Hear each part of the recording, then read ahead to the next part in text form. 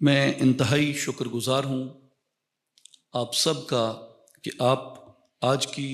اس سیرت النبی صلی اللہ علیہ وآلہ وسلم کانفرنس میں تشریف لے کے آئے، جو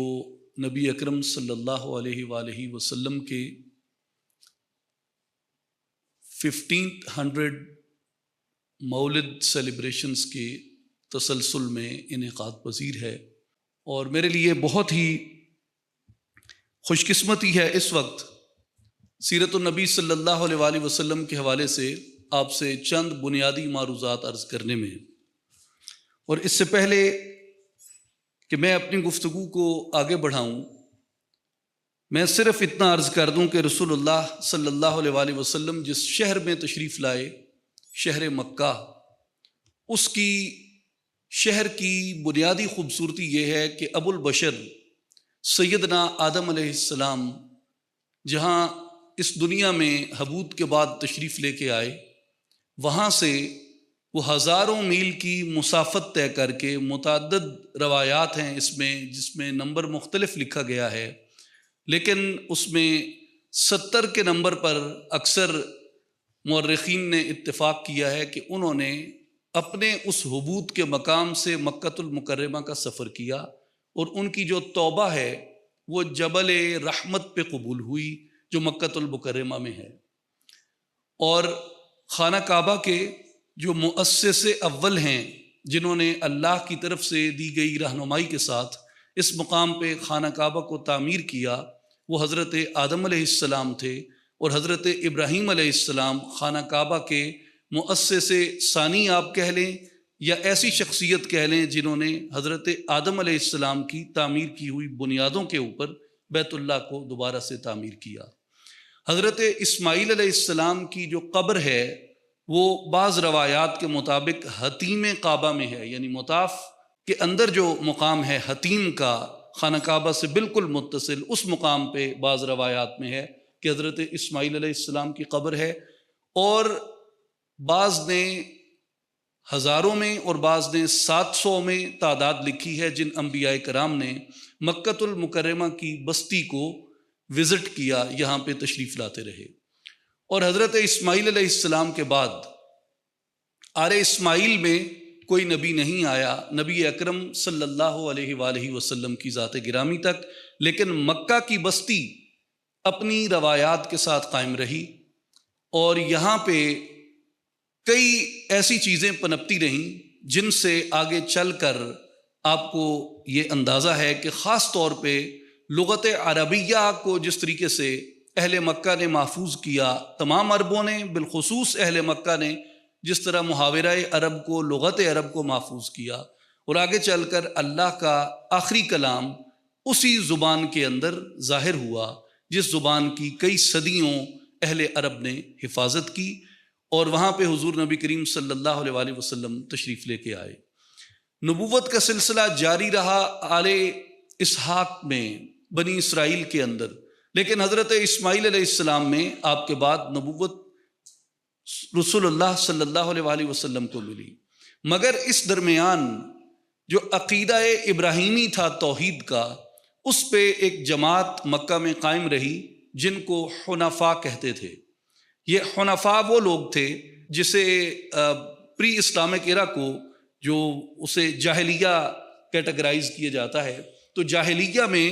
بھی ان لوگوں نے جاہلیہ کی رسومات میں سے کسی چیز کو اپنے قریب نہیں آنے دیا، یہ وہ حنفاء کہلاتے تھے۔ مثال کے طور پہ راست گوئی ہے، امانت کی حفاظت کرنا ہے، رشتوں کا لحاظ رکھنا ہے، خواتین کا تقدس اور احترام تھا،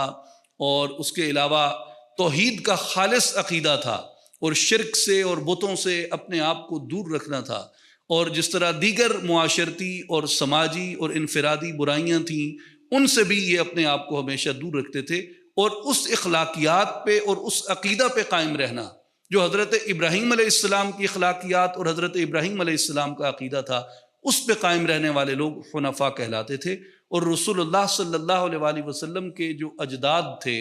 وہ حنفاء تھے،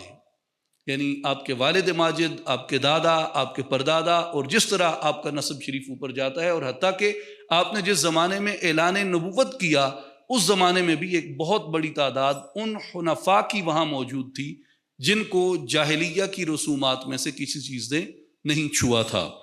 اور یہ وہ حضور نبی کریم صلی اللہ علیہ وآلہ وسلم کی جائے ولادت اور آپ کی ولادت مبارک سے پہلے کا وہ منظر ہے جس پہ بہت سے لوگوں نے بہت کچھ کہا، مگر مجھے ناصر الدین دمشقی کے یہ اشعار ہمیشہ اس موضوع پہ بہت پسند رہے ہیں۔ میں آپ سے آج کی اس موقع کی مناسبت سے عرض کرتا ہوں،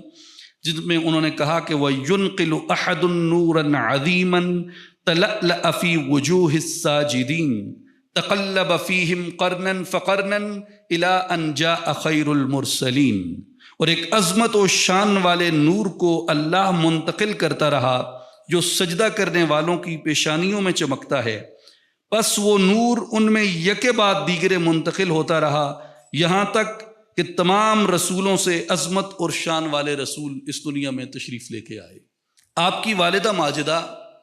آمنہ بنت وہب جو قبیلہ بنی زہرہ سے تھیں، ان کا خاندان بھی اور ان کی اپنی ذات گرامی یہ حنفاء میں سے تھے، اور حضرت آمنہ رضی اللہ تعالیٰ عنہ سے ایک منقول روایت ہے جسے امام ابو عبداللہ حاکم النیشاپوری نے مستدرک علی الصحیحین میں، امام بیہقی نے شعب الایمان میں، امام دارمی نے اپنی سنن میں، اور امام طبرانی نے معجم الکبیر میں، اور احمد ابن حنبل نے اپنی مسند میں رحمۃ اللہ علیہ مجمعین انہوں نے روایت کیا۔ حضرت آمنہ فرماتی ہیں انی رأیت حین خرج منی تعنی نورا اضاءت منہ قصور الشام، کہ جس لمحے نبی اکرم صلی اللہ علیہ وآلہ وسلم کی ولادت ہوئی مجھ سے ایک ایسا نور برآمد ہوا جس سے میں نے شام کے محلات کو روشن دیکھا۔ اور حضور نبی کریم صلی اللہ علیہ وآلہ وسلم کا جو یوم ولادت ہے یہ ایسا دن ہے جس دن پہ سلام بھیجنا اور اس دن کی خوشی میں شریک ہونا یہ اللہ کی سنت عظیم بھی ہے اور انبیاء کی سنت بھی ہے۔ جیسے سورہ مریم میں اللہ تبارک و تعالیٰ نے حضرت یحییٰ علیہ السلام کے بارے میں بیان کیا ہے وَالسَّلَامٌ عَلَيْهِ يَوْمَ وُلِدَ وَيَوْمَ يَمُوتُ وَيَوْمَ يُبْعَثُ حَيًّا، اور سلام ہو اس دن پر جس دن یحییٰ علیہ السلام کی ولادت ہوئی، اور سلام ہو اس دن پر جس دن یحییٰ علیہ السلام کی وفات ہوئی، اور سلام ہو اس دن پر جس دن حضرت یحییٰ کو دوبارہ زندہ کھڑا کیا جائے گا۔ یہ اللہ نے اس دن پہ سلام بھیجا جس دن ولادت ہوئی حضرت یحییٰ علیہ السلام کی۔ اس کے بعد حضرت عیسیٰ علیہ السلام آپ اپنے بارے میں فرماتے ہیں سورہ مریم میں آگے چل کے، یہ قرآن مجید کے الفاظ ہیں وَالسَّلَامُ عَلَىٰ يَوْمَ وُلِدتُّ وَيَوْمَ أَمُوتُ وَيَوْمَ أُبْعَثُ حَيًّا، سلام ہو اس دن پر جس دن میں پیدا ہوا۔ حضرت عیسیٰ علیہ السلام کہتے ہیں سلام ہو اس دن پر جس دن میں پیدا ہوا، سلام اس دن پر جس دن مجھے وفات ہوگی، اور سلام اس دن پر جس دن مجھے دوبارہ کھڑا کیا جائے گا۔ تو حضور نبی کریم صلی اللہ علیہ وآلہ وسلم آپ امام الانبیاء ہیں،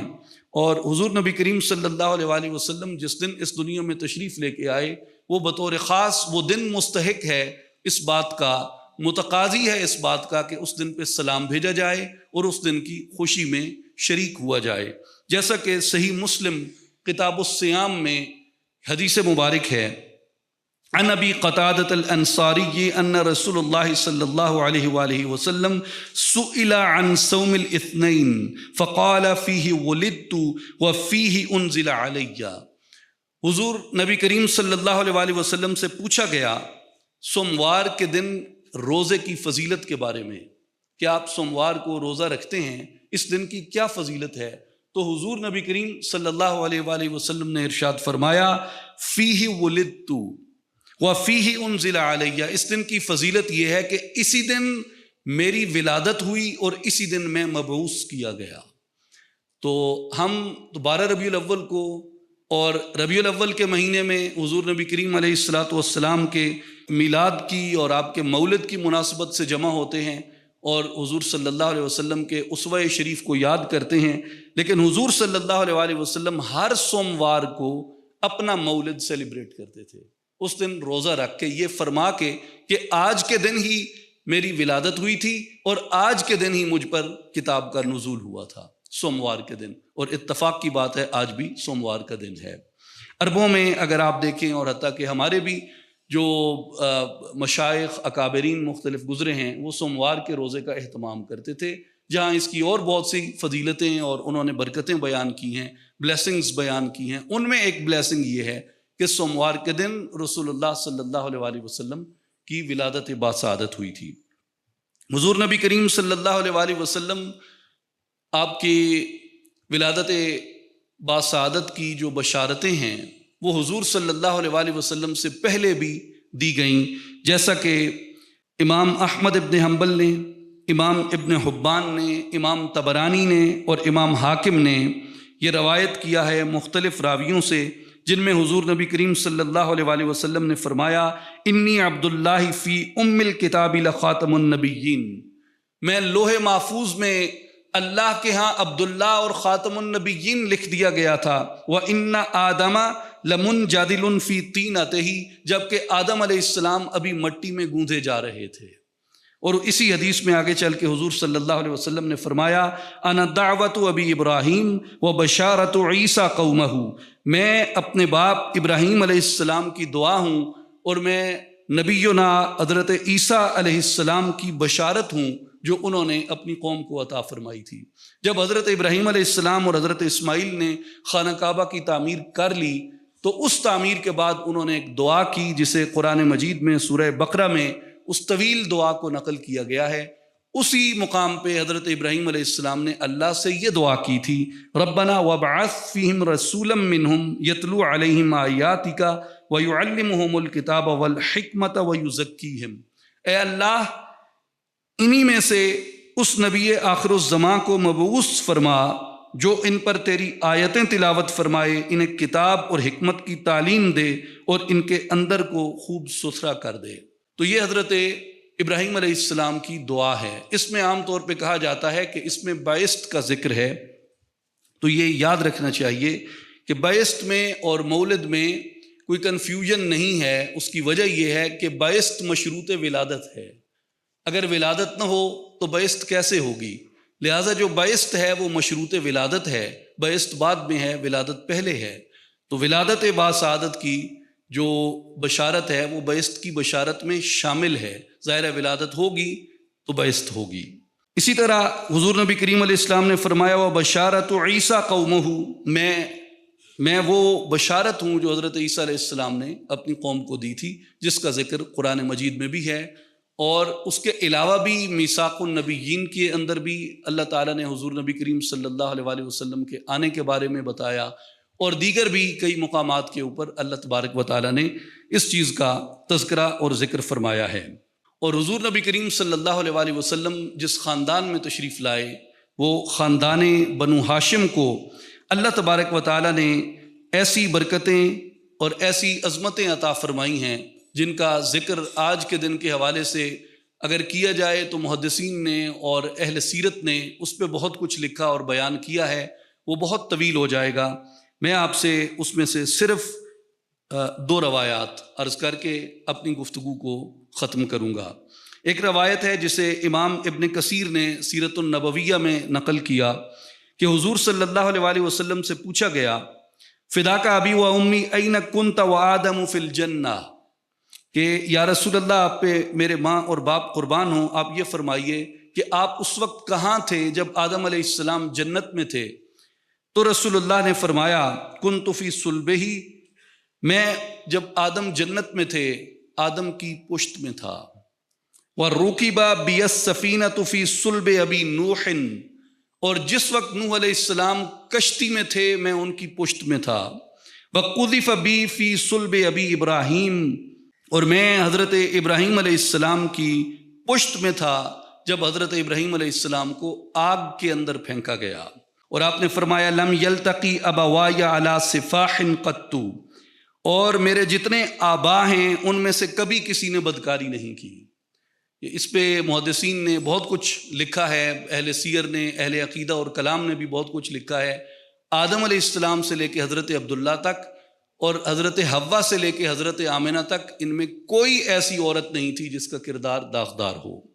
لم یزل اللہ ینقلنی من الاسلاب الحسیبۃ الی الارحام الطاہرہ، اللہ تعالیٰ مجھے لگاتار پاکیزہ پشتوں سے مہذب رحموں کی طرف منتقل کرتا رہا، یعنی جتنے باپ تھے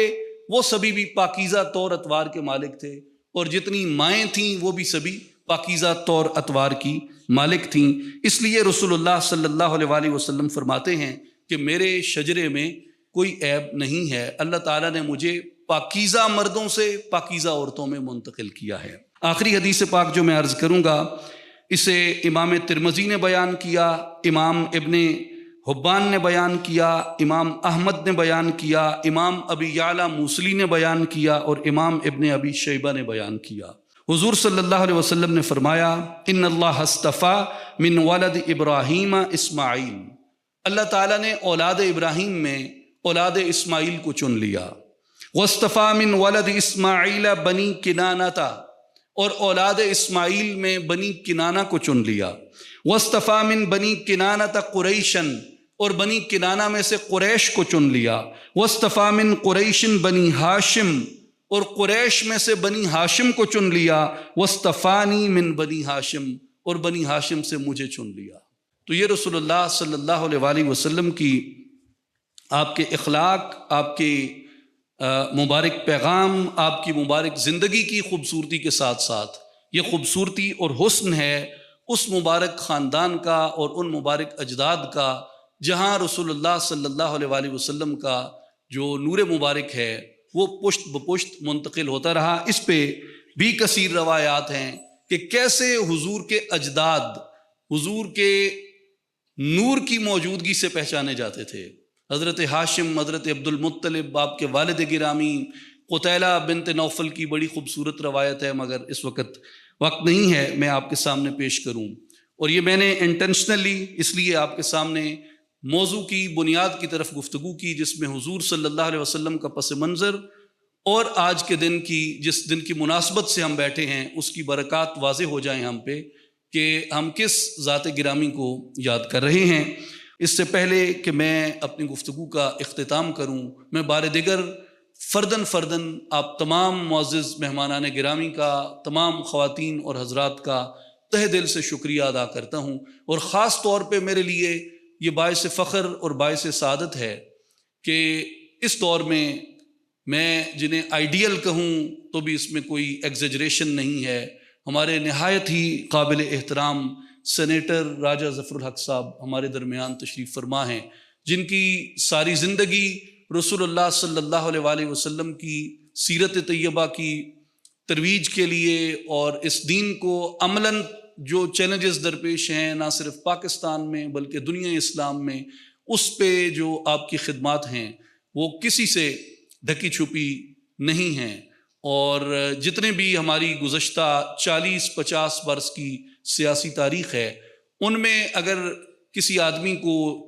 آپ کہہ سکتے ہیں کہ جنہوں نے ایک بے داغ زندگی اپنی گزاری ہے، وہ جسے کہتے ہیں کہ درمیان کار دریا تختہ بندم کردئی باز می گوئی کے دامن تر مکن ہوشیار باش، جنہوں نے کار دریا میں تختہ بند ہو کر بھی اپنے دامن پہ کوئی چھینٹ نہیں پڑنے دی، میرے لیے بڑا فخر کی بات ہے کہ وہ قابل قدر ہستی آج ہماری اس تقریب کی صدارت بھی فرما رہے ہیں اور اختتامی کلمات بھی فرمائیں گے۔ میں راجہ ظفر الحق صاحب کا تہ دل سے شکر گزار ہوں کہ آپ ہماری دعوت پر آج کی اس تقریب میں تشریف لے کے آئے اور آپ نے اس صدارت کو قبول فرمایا۔ آپ تمام خواتین و حضرات کا بہت